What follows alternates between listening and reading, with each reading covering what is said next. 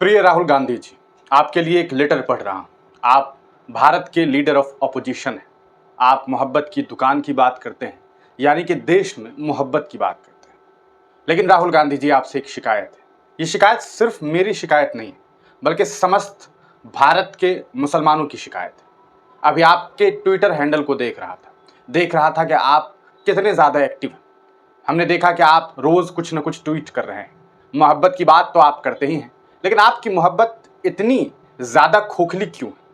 राहुल गांधी जी, आपको मुसलमानों ने जम करके वोट किया, ये बात आप बखूबी जानते हैं। शायद आपको आपके माइनॉरिटी विभाग के नेताओं ने भी समझाया होगा कि किस तरह से मुसलमानों ने कांग्रेस को जम करके वोट किया। लेकिन राहुल गांधी जी, ऐसी कौन सी बात है, ऐसा कौन सा डर है कि आप अलग अलग सभाओं में जाने के बाद सीधे तौर पर कहते हैं डरो मत, लेकिन फिर आप क्यों डरते हैं?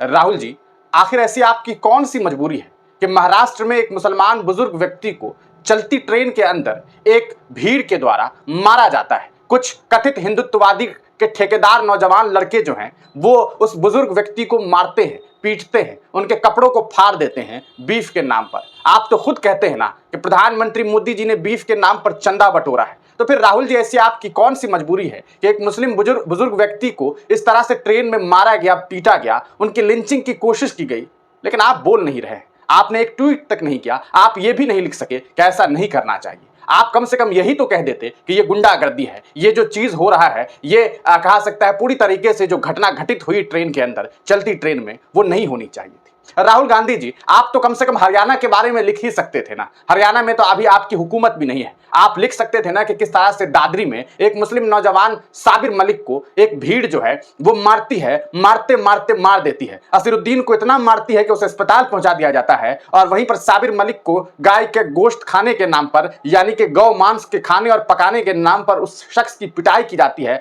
मारते मारते मारते मारते उसको मार दिया जाता है और एक नहर किनारे फेंक दिया जाता है। लेकिन राहुल गांधी जी, आप क्यों नहीं बोलते हैं? ऐसी कौन सी मजबूरी है आपके अंदर? आखिरकार आप किससे डरते हैं? क्यों डरते हैं? आप तो डरो मत का नारा देते हैं, आप तो मोहब्बत की दुकान की बात करते हैं। तो क्या राहुल जी, आपकी मोहब्बत की दुकान में भारत के मुसलमान शामिल नहीं हैं? कम से कम आप मुसलमानों के ऊपर हो रहे जुल्म सितम पर बोल तो सकते हैं। अरे आप मुसलमान ना ही बोलते, कम से कम उस घटना की वीडियो को साझा करते हुए इतना ही लिख देते कि यह दुखद घटना है, जो भी दोषी हैं उस पर कार्रवाई होनी चाहिए। लेकिन ऐसी कौन सी मजबूरी है?